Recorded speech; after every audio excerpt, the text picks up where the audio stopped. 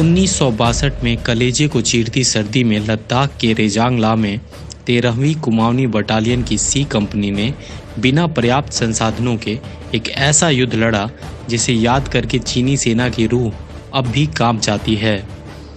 इस युद्ध के नायक थे राजस्थान के जोधपुर में जन्मे मेजर शैतान सिंह। वर्ष 1962 में चल रहे भारत चीन युद्ध के दौरान 18 नवंबर को करीबन 2000 चीनी सैनिकों ने रेजांग ला में स्थित भारतीय सेना के चौकियों पर जोरदार हमला बोल दिया। हमले की आहट पाकर सी कंपनी की कमान संभाल रहे मेजर शैतान सिंह ने इसकी सूचना वरीय अधिकारियों को देते हुए उनसे सहायता भेजने का अनुरोध किया। राजनीतिक नेतृत्व के अपरिपक्वता के कारण युद्ध में कमजोर स्थिति में खड़ी भारतीय सेना के वरीय अधिकारियों ने 120 जवानों की कंपनी को अपनी चौकी छोड़ पीछे लौटने का आदेश दिया। मेजर शैतान सिंह ने अपने जवानों से इस मामले पर सलाह मशवरा करने के बाद आखिरी सांस तक मातृभूमि की रक्षा करने का निर्णय लिया।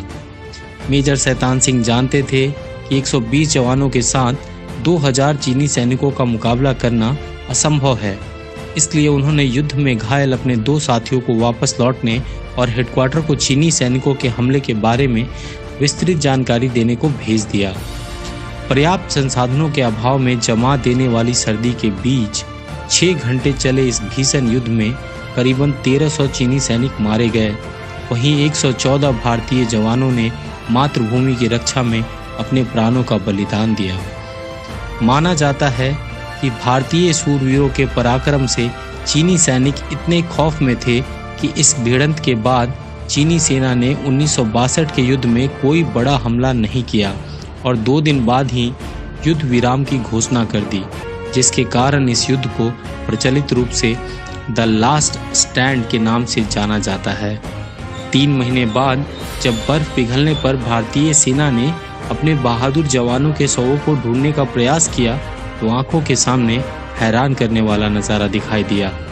मेजर शैतान सिंह और बाकी जवान बर्फ के आगोश में थे। आंखें दुश्मन को ढूंढ रही थीं और उंगली बंदूक के ट्रिगर पर थी। मां भारती के महान सपूत मेजर शैतान सिंह को उनके सर्वोच्च बलिदान के लिए मरणोपरांत परमवीर चक्र से अलंकृत किया गया।